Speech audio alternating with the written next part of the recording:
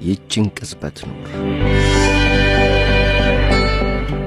አንዲት ማራኪ የዜን ታሪክ አለች። ጎን ለጎን ያሉ ሁለት ቤተ መቅደሶች ነበሩ። የሁለቱ ቤተ መቅደሶች ካህናት ተጣልተዋል፣ አይነጋገሩም። ለነገሩ እነዚህን ካህናት ለማለት እንኳን ይከብዳል። የይስሙላ ካህናት ናቸው። ስለዚህም ተጣልተው እርስ በርስ አይነጋገሩም። ሁለቱም ቤተ መቅደሶች ደግሞ ሁለት የሚላላኩላቸው ትንንሽ ልጆች ነበሯቸው። ከገበያ አትክልቱን፣ ፍራፍሬውን፣ ሌላውን እንዲገዙ የሚልኳቸው እነዚህ ልጆች ነበር። እናም ካህናቱ ተጣልተው የለ እርስ በርስ አይነጋገሩም አይደል? ልጆቹንም እንዳትነጋገሩ ብለዋቸዋል። ልጆች ደግሞ ያው ልጆች ናቸው፣ ማውራት ይፈልጋሉ። ደግሞ የተከለከለ ነገር እንዴት እንደሚጥም።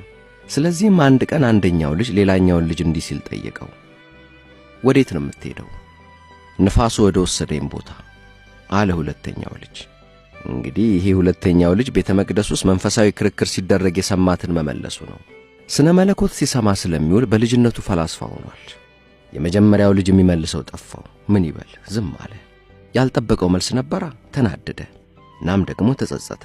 መምህሬ ተው ሲለኝ እውነትም እነዚህ የሌላኛው ቤተ መቅደስ ሰዎች አደገኞች ናቸው፣ መጥፎች ናቸው።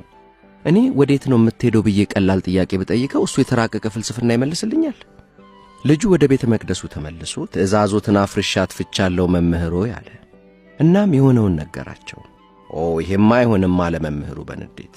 ማሸነፍ አለብህ፣ እንዳሳፈረ ማሳፈር አለብህ። መቼም ቢሆን ከነርሱ ጋር በክርክር ተሸንፈን አናውቅም አንድም ጊዜ። ስለዚህም ነገ እዚያው ቦታ ተጠብቀውና ወዴት ነው የምትሄደው ትለዋለህ። እንደ ልማዱ ንፋሱ ወደ ወሰደኝ ቦታ ሲል ንፋሱ ባይነፍስስ ምን ታመጣለህ ብለህ ታፋጥጠዋለህ። ልጁ በጣም ተደሰተ። ነግቶ ብድሬን በመለስኩ ብሎ እንቅልፍ ባይኑ ሳይዞር አደረ። ሌሊቱን ሙሉ እንዴት ብሎ እንደሚጠይቀውና እንደሚያሳፍረው ያጠናትን ሲደጋግም አደረ። በቀጣዩ ቀን በጠዋት መንገድ ላይ ሆኖ ልጁን ይጠብቀው ጀመር። ልጁ ሲመጣ ወዴት ነው የምትሄደው ሲል ጠየቀው። እግሬ ወደ ወሰደኝ ቦታ አለ ልጁ። ያልተጠበቀ መልስ። አሁንም ልጁ የሚመልሰው አጥቶ እንደሞኝ ፈዞ ቀረ። ምክንያቱም ያጠናት መልስ አሁን ለዚህ ጥያቄ አትሰራማ። ምን አይነት መጥፎ ሰዎች ናቸው ግን እነዚህ የዚያኛው ቤተ መቅደስ ሰዎች አለ ልጁ። ወደ ቤተ መቅደስ ተመልሶ ለመምህሩ የሆነውን ሁሉ ነገረው። ችግር የለውም፣ የፈለገ ቢሆን ማሸነፍ አለብን። እርግጥ እነርሱ መሰሪዎች ናቸው፣ ቢሆንም በክርክር ተሸንፈን አናውቅም። ስለዚህ መሸነፍ የለብም። ነገ እዚያው ቦታ ተጠብቀውና ወዴት ነው የምትሄደው ትለዋለህ። እግሬ ወደ ወሰደኝ ቦታ ሲልህ ወዲያው ቀበል አድርገህ ሽባ ሆነ ብትወለድስ ኖሮ በምን ትሄዳለህ ትለዋለህ። አሁን እንዲያ ብለህ ታፋጥጠዋለህ አለ መምህሩ እንጂ መሸነፍማ የለም። በቀጣዩ ቀን እዚያው ቦታ መጠበቅ ጀመረ። ልጁ ሲመጣ ወዴት ነው የምትሄደው አለው። ሰላጣ ለመግዛት ወደ ገበያ እየሄድኩ ነው አለ ልጁ። እሺ ያው ልጁ ምን ይበል? ሕይወት እንዲህ ነች። ጥያቄ አዘጋጅተህ ስትመጣ እሷ ትቀይረዋለች።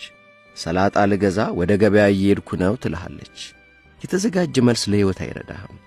የትናንት መልስ ለዛሬ ዋጋ የለውም።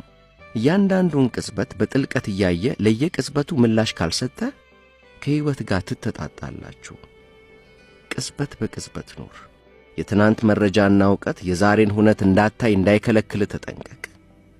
ቅጽበት በቅጽበት ኑር።